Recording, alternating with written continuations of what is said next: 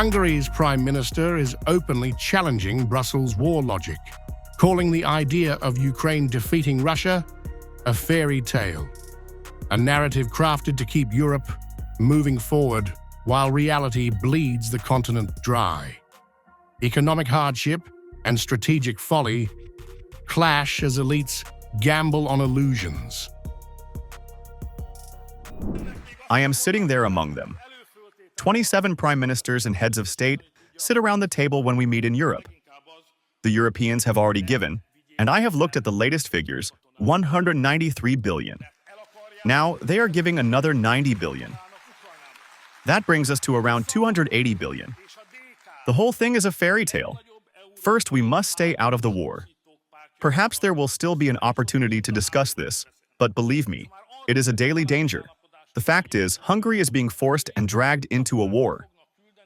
The other thing is that we must not give our money to the Ukrainians. This may sound strict, but if you have no money, you have no grand plan.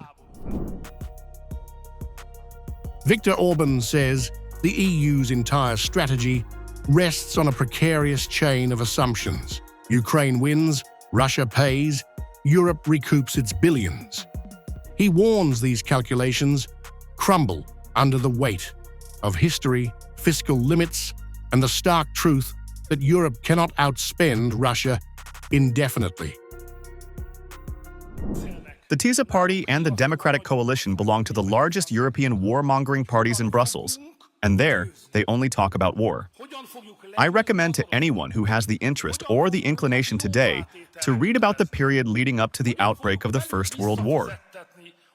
That is how we arrived there. The war is very close, and it is knocking on the door. No one should place any serious bets on a nuclear power paying reparations to Western European countries or to Ukraine. The whole thing is a fairy tale.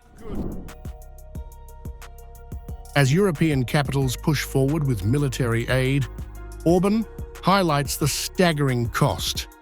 Nearly 300 billion euros committed, even as economies falter, energy prices soar, and debt balloons. He frames Brussels' approach as detached from reality, a fantasy sustained by bureaucratic bravado rather than strategy.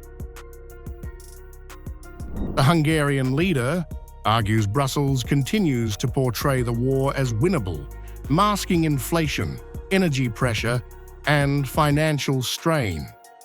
Orban warns Europe lacks a clear exit strategy and is trading long-term stability for illusions of immediate triumph. In Orban's framing, Russia is not the illusion. Europe's confidence in escalation is. He cautions that strategic realism is being replaced by war council thinking, assumptions that Europe can afford a prolonged conflict, and a misplaced faith in victory at any cost.